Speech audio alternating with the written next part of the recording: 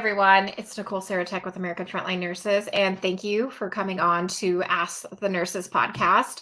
I really want to take this episode to talk a little bit about Pride Month and some of the initiatives that we're doing to combat misinformation during Pride Month. Now, if you folks aren't aware, we started a publication called Over the Rainbow to target all the misinformation in the LGBTQI plus communities, because there's just so much propaganda going on in the mainstream media. There's so much misinformation going on with Reddit, and we're just combating all of that. And to kind of show that there aren't crazy LGBTQ people out there, we wanted to bring on some guests that really do share your values and you can really identify with, so that way you know that they're not part of the rainbow mafia, as I like to call it.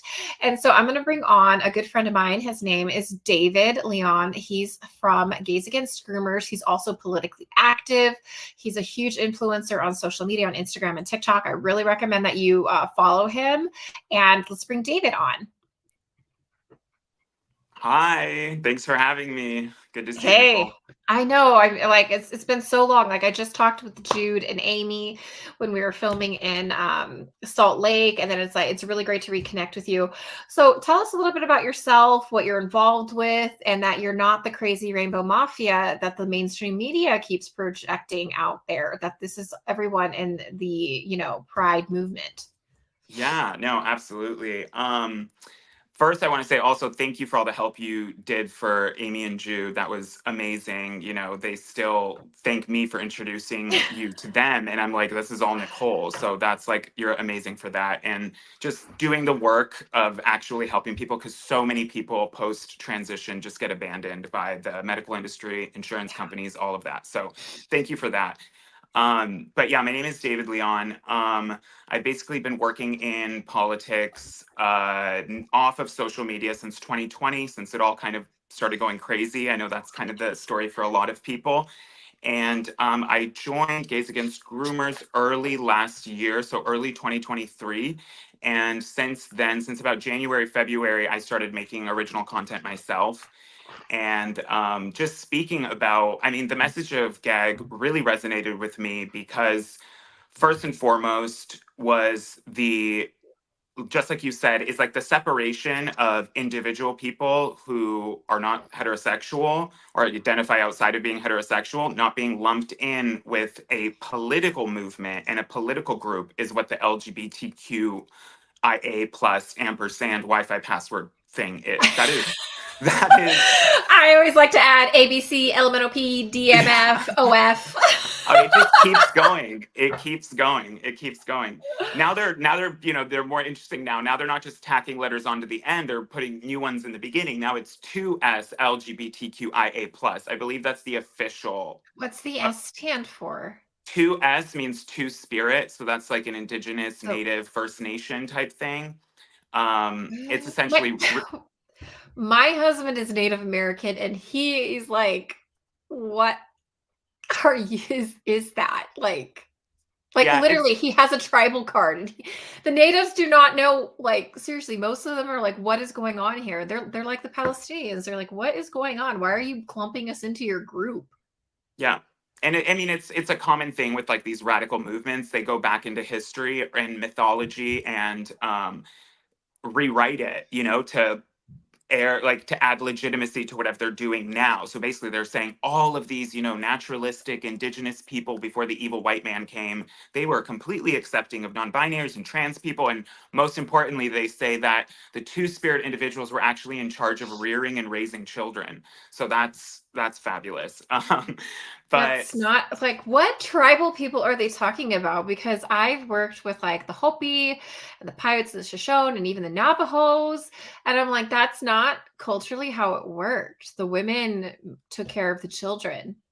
And I feel like what they do is they'll find some, tiny tribe or something that's a little out there, and then they'll take that and basically apply it to all of Native Americans or First Nation people. So it's that kind of stuff that really turned me off. So immediately made me more than happy to collaborate and work with Gays Against Groomers.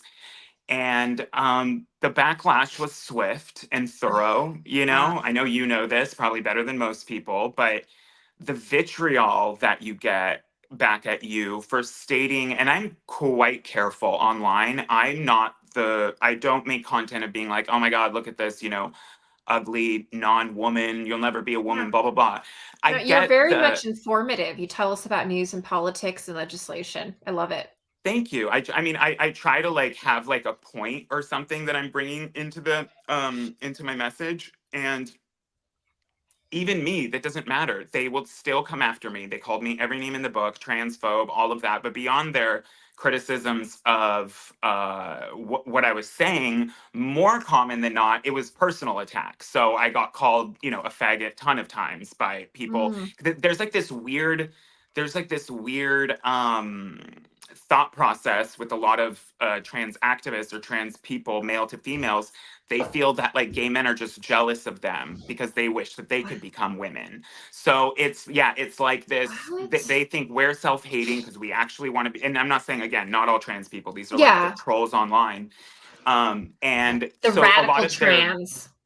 like venom comes out, and it's funny because we've experienced a lot of this since 2020. If you give people an opportunity to let out some of their rage or some of their venom, and um and do it in a virtuous way, like feel like you're doing something good, this is activism, this is standing up for the little guy, they will take that opportunity, you know what I mean? Hmm. So the videos I started doing for Gays Against Groomers did well. I spoke about a bunch of them went genuinely viral. My first genuinely viral video by textbook definition is like 1 million views or more. Oh, Was a wow. video I did about Brooke Shields when she posed nude for Playboy at 10 years old.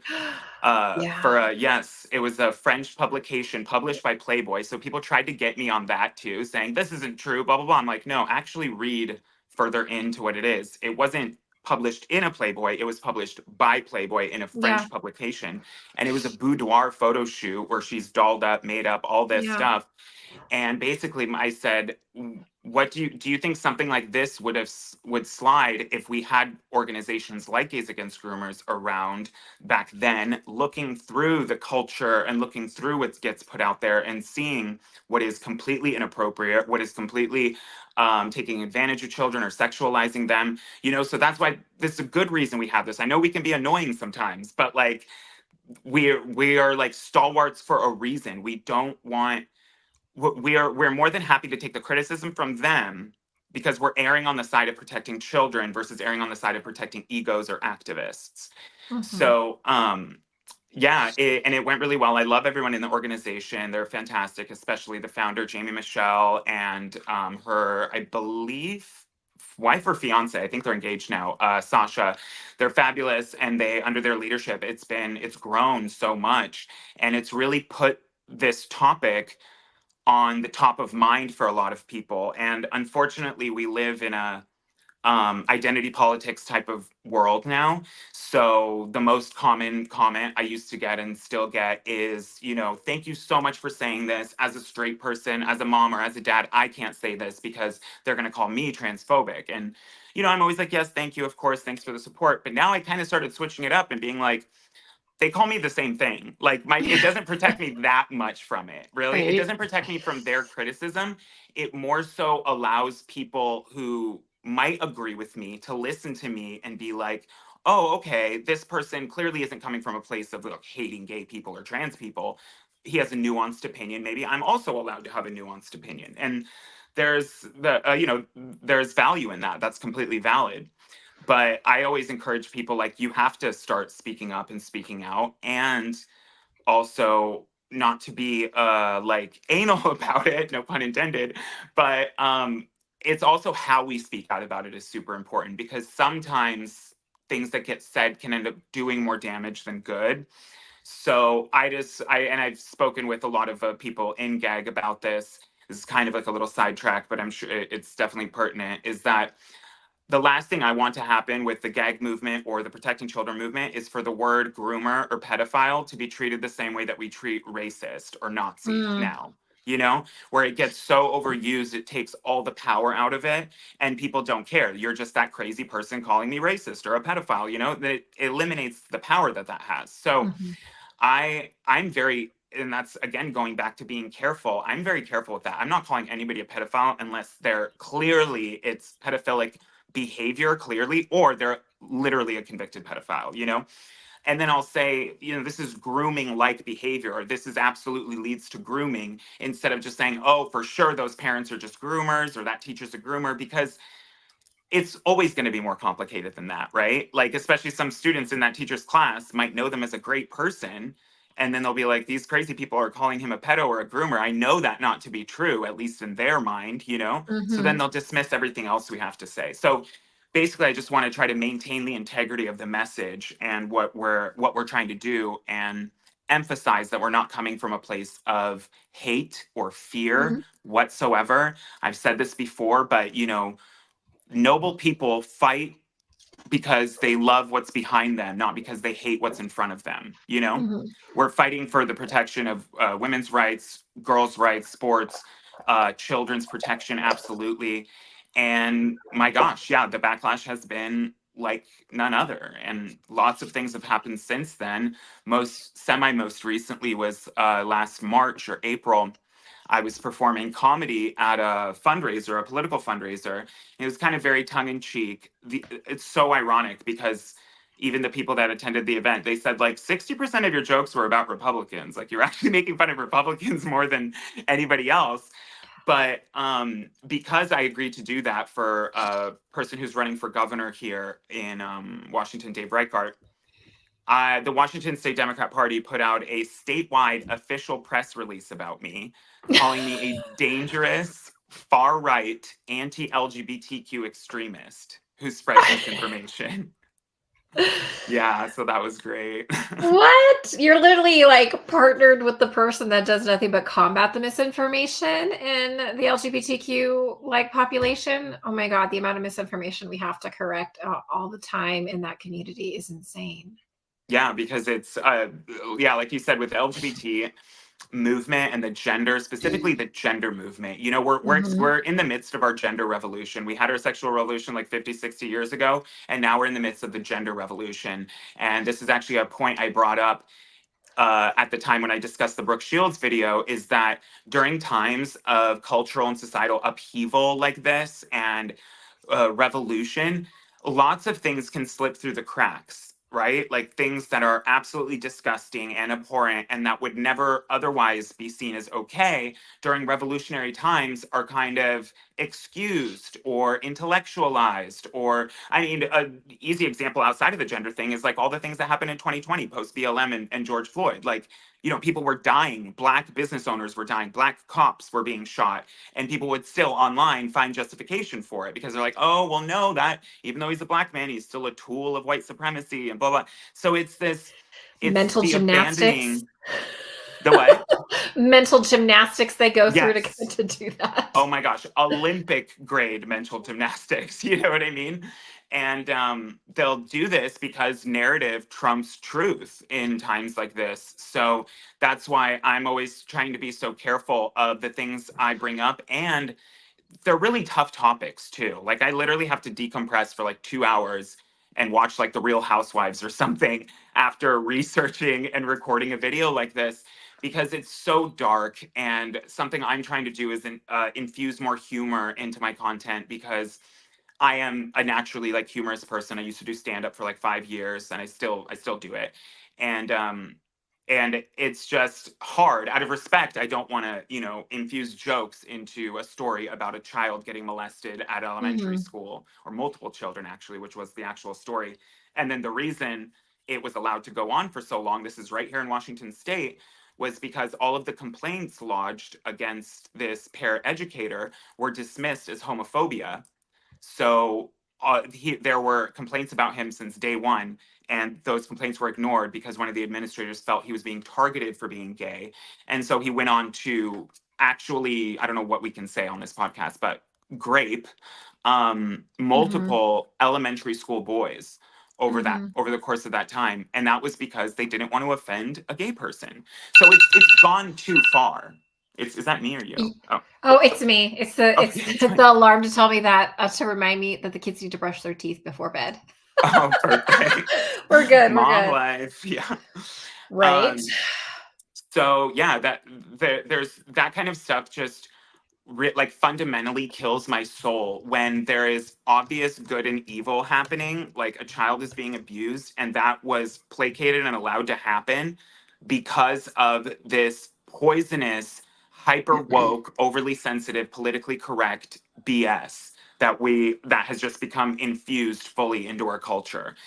And that was definitely a wake up call. That was a wake up call because I'm like, oh, I don't have to be a big creator or anything for them to target me. Like, I'm very small. I don't have a huge platform, don't have a huge, definitely don't have a huge bank account. I'm not fortified or anything like that. And they used my full name too. They used my full government name, which I've never put out on social media before. And that they used that. And the best part is they left out Gays Against Groomers. They just said I'm a part of a far right organization, so they basically insinuated that I'm straight. I'm a straight homophobe who's spreading misinformation. And it's just like, baby, spend 5 minutes on my page and you'll know that I'm not straight. Well, And yeah, they just say whatever they want because I always say that they're the NPCs coming in the middle of the fifth season. I'm like, come on, people. I mean, for me, I had one guy attacking me. He's like, "Oh, well, you're a white supremacist," and I'm like, I'm actually not white. Like, our parents, my parents, your parents are both immigrants. We're first generation born Americans. yeah, And they're like, "Oh, well, blah, blah, blah." And I'm like, "Oh, oh, well, it's because you're married to a white man." I'm like, "My husband's actually Native American." And then it was, "Well, you're homophobic." And I'm like, "No, I'm not. We help hundreds of like LGBTQ people every single month from medical mismanagement. And we run a really popular publication called Over the Rainbow, which combats misinformation." And I'm like, "What are you like?" They go down that checklist, David. And I think that's what they did with you because they're like, "Oh, white. Oh, yep. man." Like, checking Hmm. these boxes of like ad hoc attacks on you. It's like an algorithm of bullshit attacks. It is. Oh my God, that's a good way to put it. It is. It's just this jumblation of keywords and Yeah, phrases that are keywords. hot to use now and that are Hmm. super defaming and derogatory so that people will just refuse to listen to me. And it's funny, like I grew up in Western Washington. I like cut my teeth in Seattle, living there in the city when I was younger. So a lot of them are very left wings. Most of them are like Hmm. moderate liberal. Some of them have kind of moderated as time gone on. And I've been possibly proven right with some things. But so I kind of always have those people in my mind when I'm trying to make a point. It's like, is this only going to be effective if I'm preaching to the choir? Or if somebody Hmm. was walking by this church and doesn't necessarily believe what I believe, would some of my words resonate with them? Right. Yeah, And call them that's what I in, try to don't call them focus on. out. Yeah. Because I mean, who wants to be in an echo chamber? Like, Yeah. we need to bring in new people. And you can't Yeah. do that if you're attacking people because no one's going to want to come and listen to you if you're attacking them. Yeah. And that's why I kind of do believe there is an issue with like this woke-ish right kind of starting out where there's a lot of like purity tests about things like, oh, if believe in if you still believe in like gay marriage or anything like that, then you're out of that. Or if you don't support the right side of the conflict in the Middle East, then you're nixed on that. And it's like you are literally doing the opposite of coalition building, which is also the opposite of winning. So I'm really sick of like the win fighting that prevents the or the infighting that prevents the win fighting. You know what I mean? We get so focused Hmm. on picking ourselves apart, maybe because we're a little bit more individualistic on the I want to say like center right, anybody right of Hillary Clinton, you know.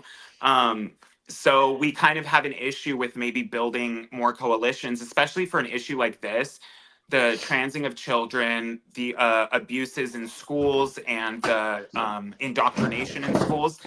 That can be a coalition building group. Hmm. I mean, it has. We had Christians and Muslims marching together in California against the school district in the Glendale school district. We had people coming together across religious backgrounds, racial backgrounds, because guess what? You're dealing with people's children. So yeah, they're Hmm. going to have a few opinions, and these like haughty, arrogant school board leaders occasionally, not all of them, but some of them seem to literally be the worst type of person to have power ever. The ones that just like to flex it and are completely ideologically driven and could care less about the people they're meant to represent.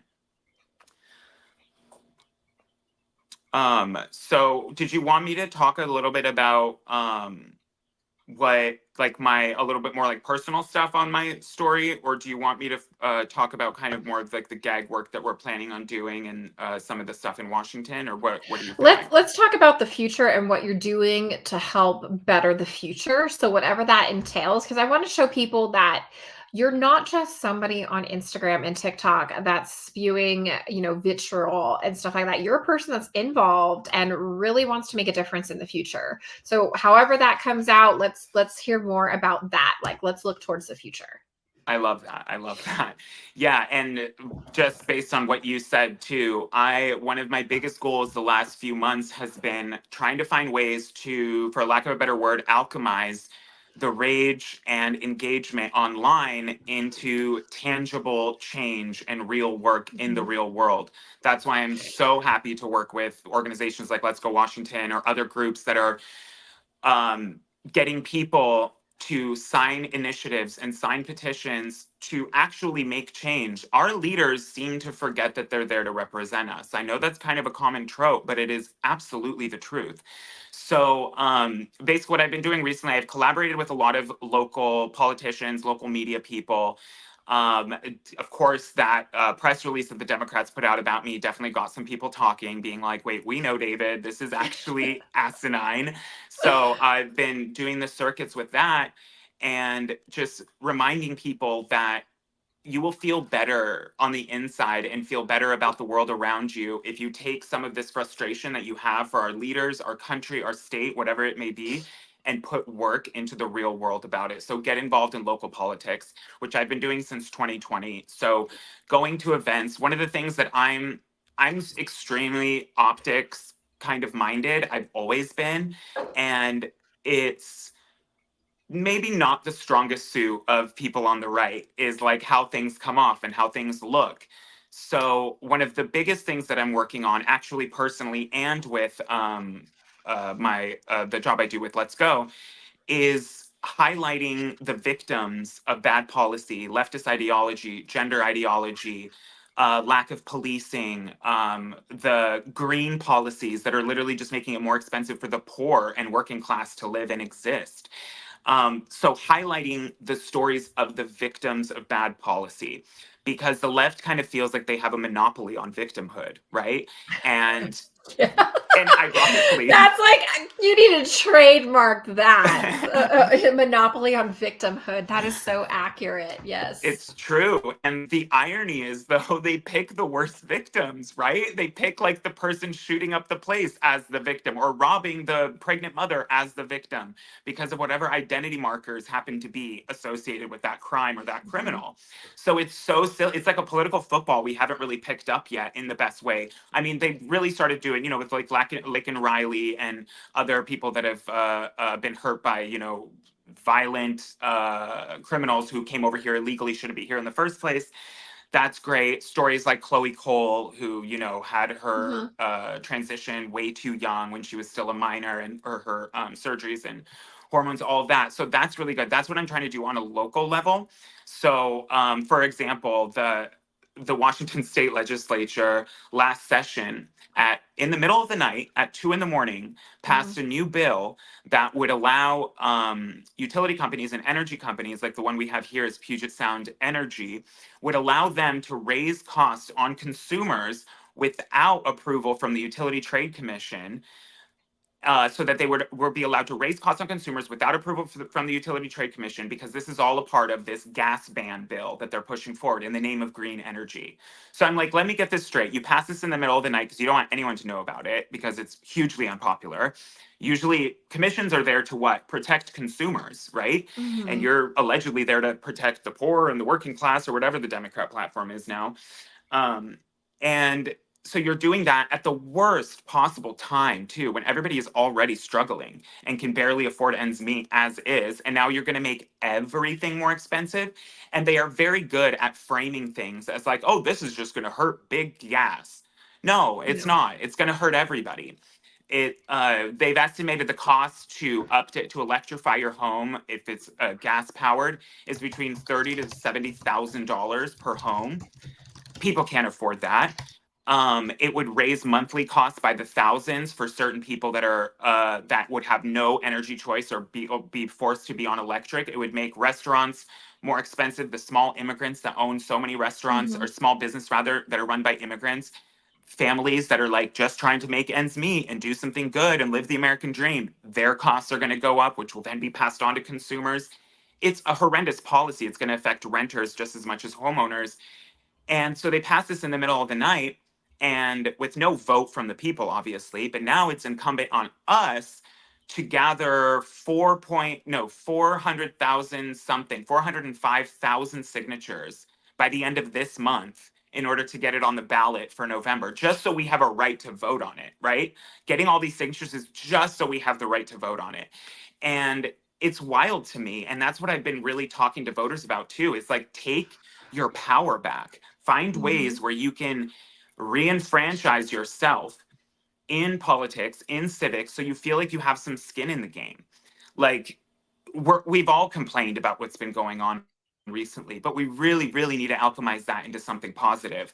So I definitely recommend people looking out in their states if people are passing or trying to push through initiatives, things like that, supporting candidates who actually support. It's twofold: who support good policy, but also can actually win. Because it is, I actually did a video about this, how some of the worst Republicans in our country, Lindsey Graham, Mitch McConnell, they're from red states. They're from red states because they have an R by their name. They've won re-election for decades, and a lot of people they're completely insulated from getting really primaried by anyone serious because they have so much institutional power. And then these people serve in office for decades and decades and Ugh, decades, yes. and it's the actual worst. So I'm especially for this election year, like, my God, get involved. If you can be a poll watcher, be a poll watcher. If you can go knock doors, knock doors. If you can phone bank, anybody can phone bank. We have like a 75-year-old woman that called like 100 people on the Mm. based on these initiatives, and she's the sweetest person in the world. And it's like, Granny should be feeding ducks on a pond. You know what I mean? Let's get some young people involved. It's like, and we're happy for it, of course. But so working a lot with that in local politics now. Washington State is like on the precipice of being doomed. I've been contemplating moving to Arizona for the last year or so, and it will basically depend on how this election goes and how things go with the super PAC. But so that I've been also expanding my content to talk about a lot of different things interest me. It happened that the gender stuff is just a really hot topic, and I was just seeing these things, and I'm like, I can't not say something. But really combating misinformation and just blatant manipulations and lies during election seasons, it's like a fever dream. You know what I mean? It's just Mhm. like they'll do. I just shared a meme that was like perfect, speaking of optics, where I think Joe Biden, or maybe it was the POTUS account, posted the four of them walking up the stairs, the president, the vice president, husband and wife, and they're just walking up the stairs, and they said 4 more years was their caption.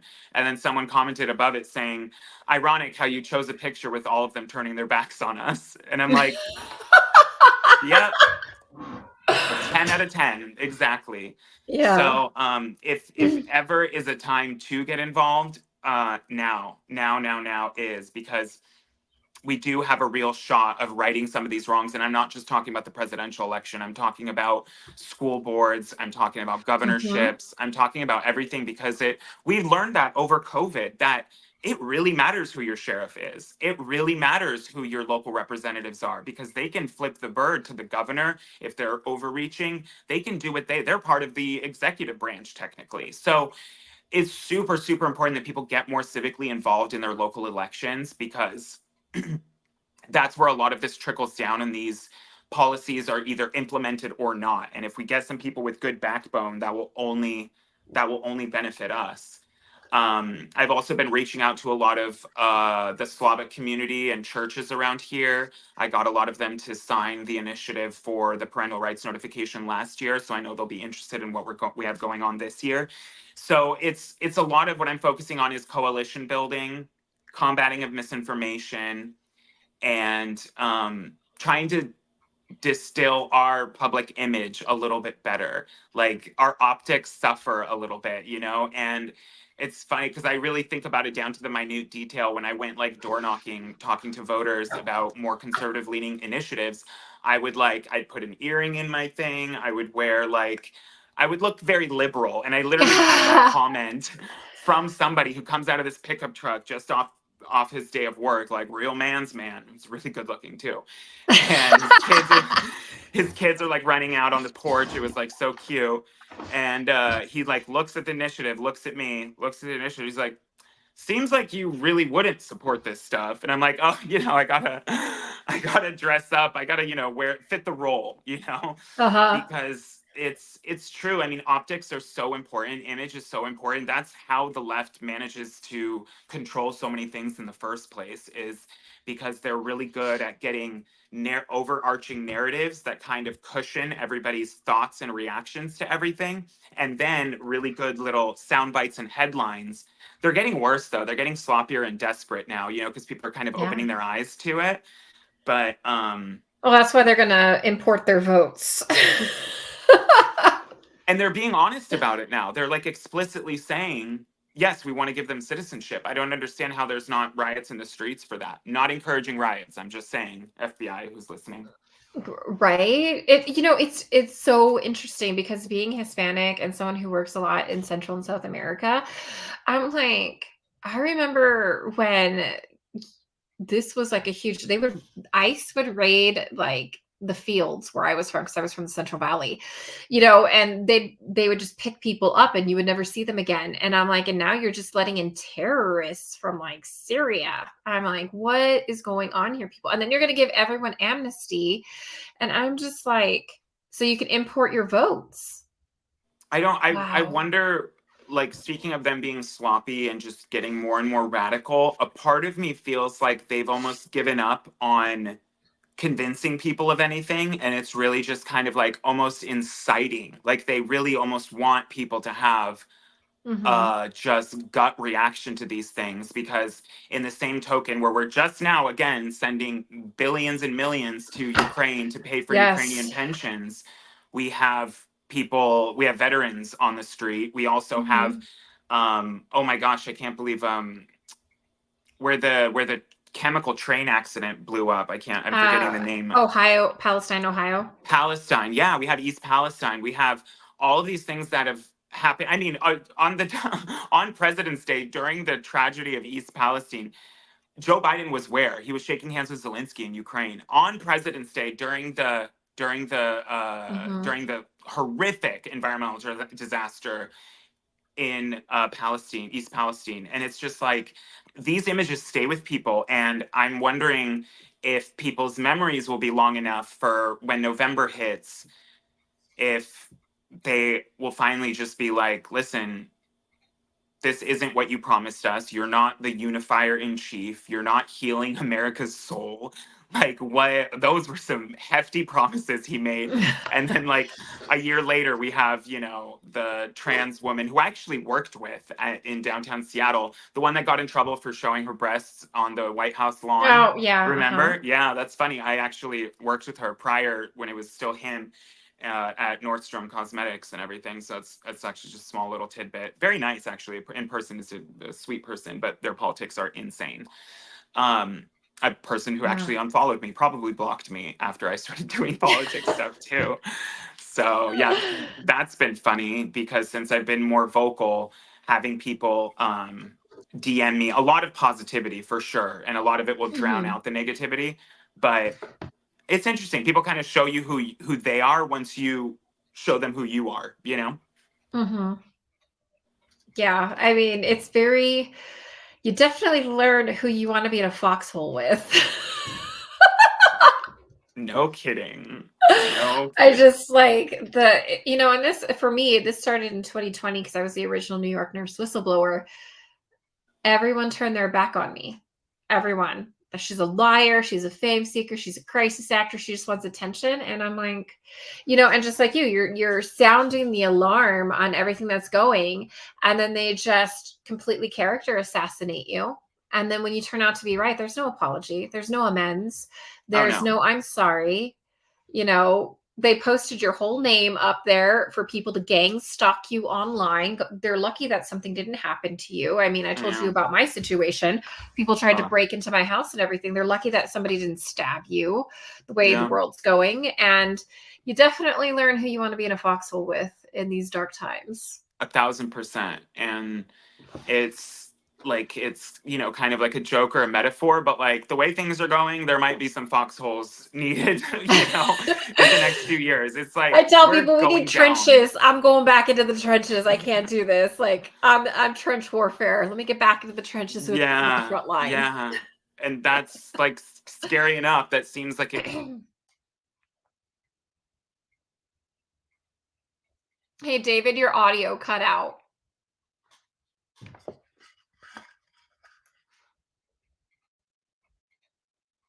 Oh, sorry. I was getting a phone call. I'm sorry. I didn't realize Oh, I was no on mute. worries. That's why I Um, have this right here. You're I on love mute. that. Thank you. That's genius. I put it on do not disturb, so I don't know why it's doing that. But um, where was I? We were talking about foxholes and in the trenches, and it's a Oh dark, scary yeah. time. I think the boo-boo that the radical left made is that they maybe underestimated a few things. A, people's gut reaction and protection for their children. B, they definitely, I think, overestimated how much minorities would line up with all of their values if they knew anything about most like Latino people, or sorry, Latinx. I'm just kidding. I would Oh my never. God. I Oh would yeah, that's a never. huge debate. They're like, you're a Latina. I'm like, I'm not from Latin America. Right. Latinos and Latinas are from Latin America. They're not from Central America. They're not from South America. They're not from North America. They're from Latin America, people. That got me so much hate. But continue So on. what would the correct thing to be say? Is Hispanic means Spanish speaking? Yeah, so Hispanic is if you're from any Spanish speaking country. And some Okay. people will argue with that. But if you're from like Central America, like you can say, or you're from South America, like Bolivians are, from Bolivia, they're South American, stuff like that. I mean, like that, but it's really weird about when they started to go towards the whole Latin X, and I'm like, the fuck? Because in Spanish, like we put everything, we genderize our like nouns and things like Yeah. that. Same Um, emotion. yeah, so it's like you can have a million women in a crowd, but if there's one man, we make it the masculine form. And so that was not going over. So they want to do this whole Latin X thing. And I'm just like, that's a no for me, dog. That's I know just not that's happening. like that that's like that in Spanish when they translate non-binary, it's like non-binaria and non-binario. So it's like not even the same. I'm like Yes. that's so perfect. That's so perfect. It's like, babe, you guys are like wrestle with God or reality. Why are you fighting me? This is just the way it is. You know what I mean? It's like, come on. Um, but yeah, Oh, and so I think that there's definitely kind of like a come to Jesus moment in general with like people kind of waking up, especially we've been talking about people waking up for like 5 years now, but um especially now we're going to be able to like compare apples to apples with like the last administration and this administration, and not just specifically the president but everything else that's trickled down through it, right? That they're getting that Joe Biden, one of his only interviews, in-person interviews that he's done actually for his whole presidency so far, one of the handful of in-person interviews he's done, one was with Cardi B to reach out to the Black and Latino community, which is hysterical, and it's like so insulting, you know what I mean? Like of all people you're going to sit down with Cardi B, but okay, bless her, she's kind of had an awakening recently now. And another was Dylan Mulvaney. You're going to have Dylan yeah. Mulvaney come, and then beyond that, Dylan Mulvaney, who's been a girl for 6 months at that point, and you're having him come there to speak on trans issues and being a trans woman in America. How insulting is that to actual transsexuals, you know? And I know we're not supposed to say that anymore, but I've kind of gone back to saying that because it all kind of started with this whole like transgender, you know, where it's more malleable. And it's like, no, it's transsexual, where obviously they don't change sex, but they're trying to emulate the other sex. And usually those are the ones that go for it fully, and they're not just, you know, have 5 o'clock shadow and like a headband and they're suddenly in your little girl's locker room being like, hi, it's me, you know? You gotta do more stand-up comedy because this is the most I have laughed during this podcast in forever. Like, I just did a little headband. Hi, it's me. Yeah, it's Oh my me god. painting their nails. Yeah. I don't know if you've seen, I want to say it's Judith, not Jude, but I want to say maybe Judith, but she's a doctor. She's very, very outspoken about this, blonde lady, a little bit older. And she actually kind of blew my mind with something, the way she talked about, she's like in psychology and psychiatry and all this clinical transsexual work over the last like 30 years, they had basically always put trans, specifically on the male side, trans women in two categories, which would be the transsexuals who kind of felt gender dysphoria from childhood, very feminine, want to be women, want to have sex with men, want to be treated as women, look like women, put a lot of effort into becoming a woman appearing, right? Mm-hmm. And it usually starts from a younger age, meaning like they're thinking about it well before they hit 30. And then there's another group that a majority of transition almost after they retire.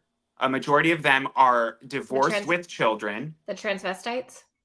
Yeah, it's basically Mm-hmm. the autogynephiles. You know Mm-hmm. what I mean? And they get sexually aroused at the thought of becoming a woman. They're the ones, ironically, also that have are pushing the hardest to get into women's only spaces too. Yeah, I noticed that. And It's a because part of the fantasy. It's literally a yeah. sex thing. So it's literally a part of the fantasy. They've been fantasizing about being in a women's locker room for a while. They've been fantasizing about being able to be on the same level as, well, I mean, for sports people, there's like personal gains reasons for that. Yeah. Obviously, you go from being 600th place to a gold medalist. I mean, come on, the incentive is there. Um, but they're so keen on, and also forcing people to address them that way. They're the ones that will freak out if you don't say ma'am or sir at the right time, because it's like Remember that affirming to one? their kink. Yeah, that guy who like sits there at the restaurant, he films himself and he's like, I go by she, her pronouns. No, Oh that's my it. Oh my that God. I can't remember that guy. And then he went to Disneyland and then did the whole nonsense because he became a eunuch. So he had his testicles removed. And that's a huge thing in the trans community too, is like one of the ways to it's pacify the bottom surgery that's not quite so surgically invasive. And I'm just like, and then they have mental health issues and they have energy issues. I'm like, yeah, because your testosterone is what, guys, come on. Yeah, and That there's yeah, even that creepy guy.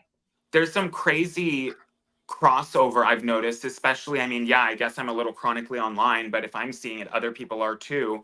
There's like very weird suspect crossover of the fetish community online, the trans community, the furry The community. furry, oh my god.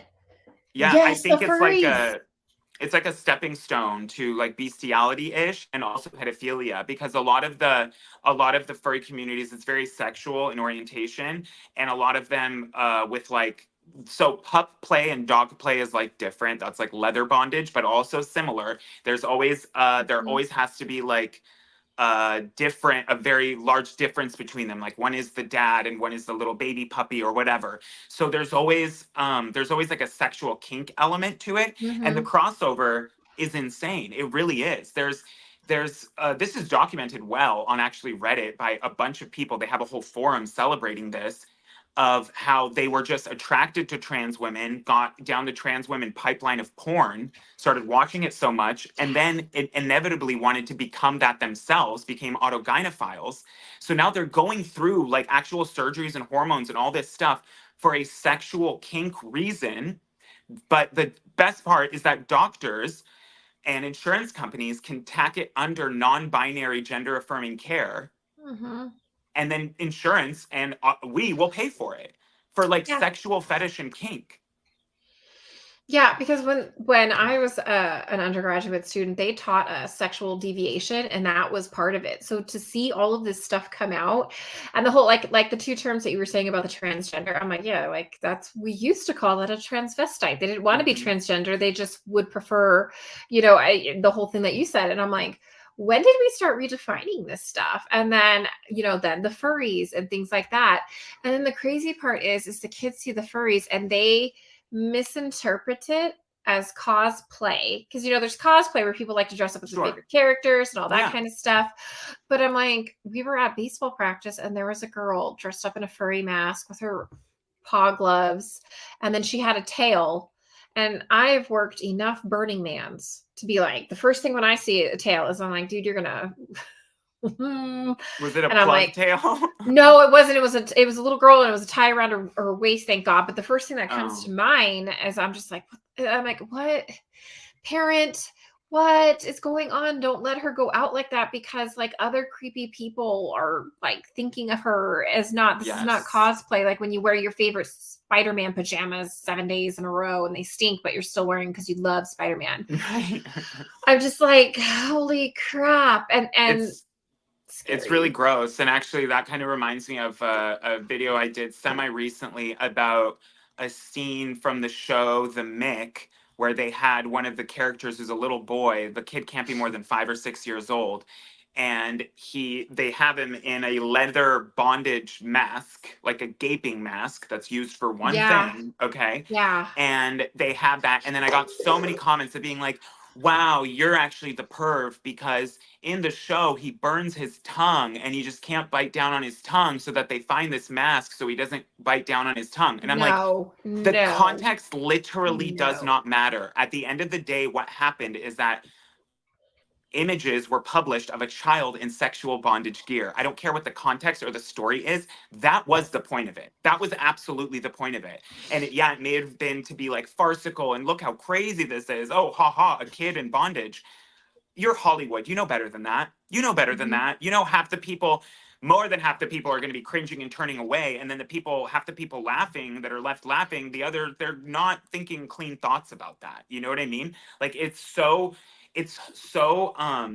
dishonest too to like pretend that there isn't this like element of sexualization regardless of what their intent was. It's like I could give a shit about what their intent was. You literally put that child who's a real child, the child actor, you put him in bondage, and this picture was just like everywhere. And And I then the parents of that child actor thought it was okay. right. Right. I'm wondering how much they got paid for that because that is just so wild. How do you think that kid's going to feel growing up having that image of him in a gag mask?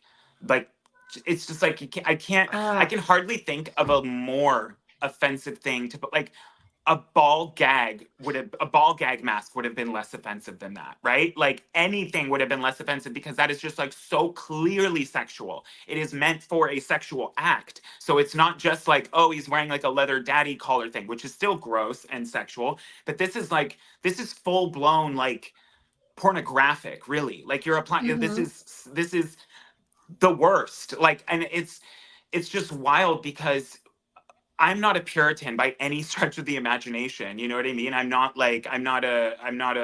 Prude. clutching my pearls at shit all the time, you know? But that kind of stuff, it's like, come on. And and then the one of the reasons that it was being defended, which just blew my mind, like Glad, I want to say, wrote an article about it. And then this other like Human Rights Watch-ish type group that's gay forward wrote a thing about it saying conservatives are misinterpreting this episode and blowing smoke up everyone's ass online. And it's really because they said they're misinterpreting the episode and not reading it correctly. And also, this show is so important because that same child thought they were trans for like a full episode or two. And so they go through like this whole process of the mom starts dressing him like a girl. Mind you, the kid's like elementary school age, everything, right? So then they're saying, no, this show is doing too important of things for representation and blah, blah, blah. So again, using the LGBTQ community as like a shield for the darkest, most perverted things. And that's like where we are today a lot. And luckily people are standing up more and more and kind of getting grossed out and seeing it. But I I don't understand how people can still defend it. I think mainly I do kind of understand it's because not specifically that image, but still kind of defending, being a little anti-gag or whatever. It's because it's like it could be the beginning of a very deep dark rabbit hole, right? Like Mhm. if you admit that that is going on and that's real and not some kooky conspiracy, it's like, okay, what else is real and what else are these Yeah. people doing? Yeah, and that's too much for people to their reality is too fragile. They would not be able to handle that. And that's why I think the work that you're doing on your social media page and what you're doing in Washington and with Gays Against Groomers is so amazing. So, David, tell everyone where they can get a hold of you, how they can follow you, and how they can get more involved with you. Yeah. So on Instagram and X, I'm American David. It's just American David without the A. The at sign is supposed to be the A. It's extremely clever. Um, on TikTok, because my TikTok got fully deleted because of speaking out about this stuff. It's American David 2.0. And on Instagram for like exclusive content, and I'm putting together a list of my favorite talking points to use on subjects. The first list I'm coming out with, which I wanted to like run some stuff by you too. The first list I'm coming out with is going to be about the gender revolution, all this gender madness. So I'm going to go through a good talking point list because I actually get that question a ton. Like, hey, how do I say this to my friend, or how do I argue with this, or blah blah blah. I like how you said this. So I'm going to be doing that for subscribers. I just started doing subscription, so I'm really excited about that. If people can support that way, that means the world to me because it's like I do a lot of this stuff. It's like we spread ourselves Mhm. so thin and we do so much Yeah. stuff gratis, and we have to still like be able to support ourselves and keep doing it. So if you subscribe, love you forever. That would be great. It's $2.99 a month, so it's nothing super crazy. And basically, it just keeps supporting me to do more exclusive content. I'm going to be doing lives. I'm going to be doing debates. I'll be doing forums and town halls too, in person, Mhm. and have them be recorded as well. So yeah, I would love to get in contact with anybody. If you guys have any stories you want me to talk about, if it's pertaining to Washington, great. If not, I can talk about that too, or at least let you know what my thoughts are about it. So yeah, American David across most platforms. And yeah, thank you so much for having me on and having this conversation.